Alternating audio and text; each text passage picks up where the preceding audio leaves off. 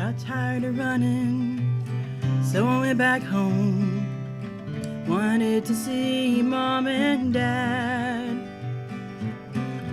44, divorced and alone. Not the best time I've ever had. I wish I hadn't stayed away so long. There's only fear that kept me gone. I got so busy living life, forgot the reason why. Daddy took my hand, walked me down the lane, and said it's been a while. Mama went to heaven about a year ago. Time sure does seem to fly. I wish I hadn't stayed away so long. It was only fear that kept me gone. I got so busy living life, forgot the reason why. We sat and talked over a cup of joe, catching up on good times past. Daddy caught a yawn, said I'm turning in, 'cause 5 o'clock will get here fast. I wish I hadn't stayed away so long. There's only fear that kept me gone. I got so busy living life, forgot the reason why. Watch the sunset, skies are red and gray, kinda like my life has been so far. No regrets for yesterday, the past shows you who you are. I wish I hadn't stayed away so long. There's only fear that kept me gone. Got so busy living life, forgot the reason why. Wish I hadn't stayed away so long. It was only fear that kept me gone. I got so busy living life, forgot the reason why.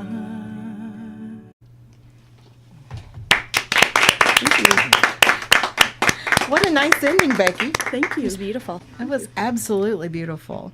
You are listening to Overtones, WLXU 93.9 FM, and let's welcome to Overtones, Morehead, Kentucky's Becki Alfrey. Woo-hoo! Thank you. Appreciate it.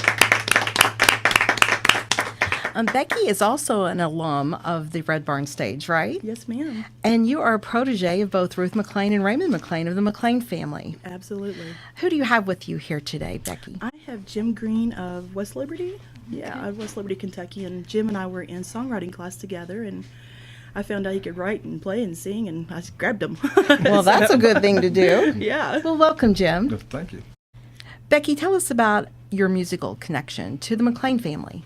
Well, I met Raymond about 10 years ago when I got tricked into taking a harmony class, and he took it from basic harmony to really high advanced theory, but I got addicted to it, and so I came back to my roots of bluegrass and the traditional music and country, and just really enjoyed it. But I met Ruth a couple years after that, and I ended up becoming a vocal major at MSU, and so she's my vocal coach and just keeps pushing me to higher heights. Yeah.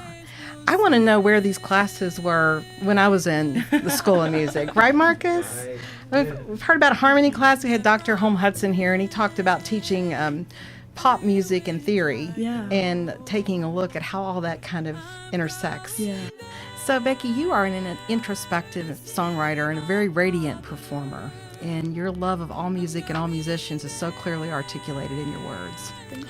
And it's also so strongly communicated and appreciated in your support of others around you.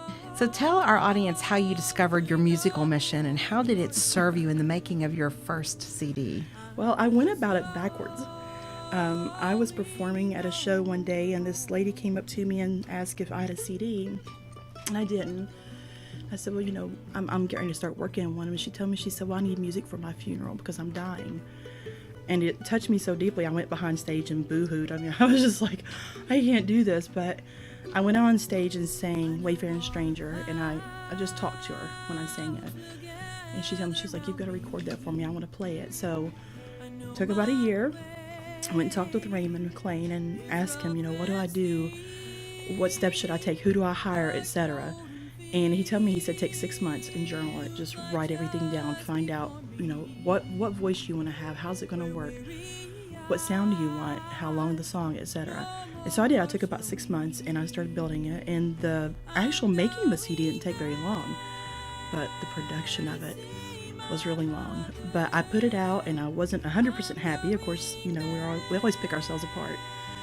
And then you gave me your business plan. And when I went through that, I just kind of came to a grinding halt. Everything that I had planned, I did it, and then I stopped. And I started looking, and I was like, what message do I want to share? What's the point of my music? I like to write what I hear and what I see. So I just kind of started working on that and really getting into songwriting. And I found that I had a different path than I thought I did. And so it's taken me 2 years now to start on the second CD and a third CD. Kind of snowballed, but it was so beneficial. And I just tell everybody now, I said, get out there and do it. Sit down and write that and figure out who you are, what you want to do, what you want to show and say, and who you want to be to the world. Are you able to share that mission with us today? I have some of it written down. I found that the reason behind what I wanted to do was to be positive, realistic, down to earth, and relatable. I'm not concerned with the perfection of life because it's not perfect. If you hear the cracks in my voice as you do now from allergies, or you see tears when I'm singing, it's real. That's me. I found that I don't fit in a box. There's not a box to put me in. I like lots of different music. I like folk and traditional and blues and bluegrass and gospel and country. I sing what I feel. And my theory has been, if it's not your taste, just turn the channel. There's somebody else out there. So you found a lot of power in taking some of these questions that I've presented to you and writing them down on paper. Yes. I do that with songwriting now. I no longer punch it into my phone like I used to. There's nothing there, but if I put it pen to paper, I remember it. Well, and that brings up an interesting point. I always like to share with people that I'm working with on career planning and defining your mission that it's much easier to align everything around a mission if you have one written, right? Yes. So Dr. Stephen Covey once said, we don't invent our mission, we detect it. And I never see that more, I guess, clearly than when I look at musicians and how they go about the songwriting process. So your story is a living, breathing testament to the power of a number 2 pencil landing on a piece of paper. Yes, ma'am. Absolutely. And I'd like to challenge everyone in this room to kind of think about their musical career in those terms as well. Yeah. What are you going to sing for us next? Well, next I have a song that, as I said, I write what I see and hear, and I call it my angry song because I was angry one day and it came out. So this is called Leaving Me This Way. Becki Alfrey on Overtones, everyone.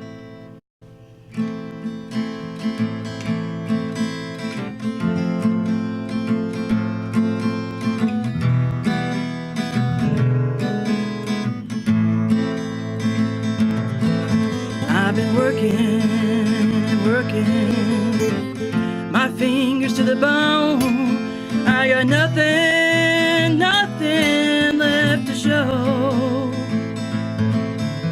For all the times I wasted being someone else's fool, only to find myself alone. What do you take me for, leaving me this way, thinking I get by on my own? What kind of man throws his heart away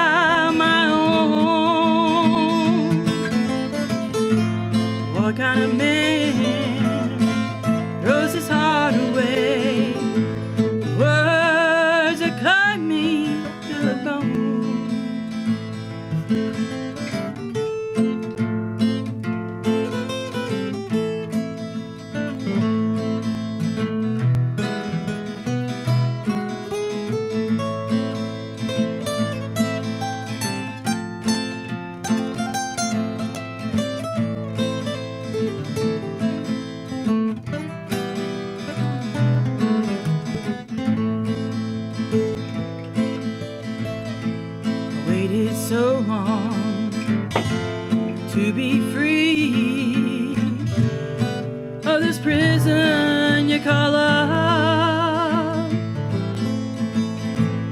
know it's you and not me. That's what makes it so rough. What do you take me for, leaving me this way, thinking I get by on my own? What kind of man gives his heart away? The words that cut me to the bone. What kind of man throws his heart away? Words that cut me to the bone.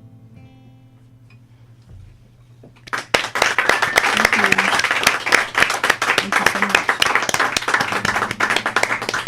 That was Becki Alfrey on Overtones, and we will be back with Kentucky-based dynamic duo Joanna James after these messages.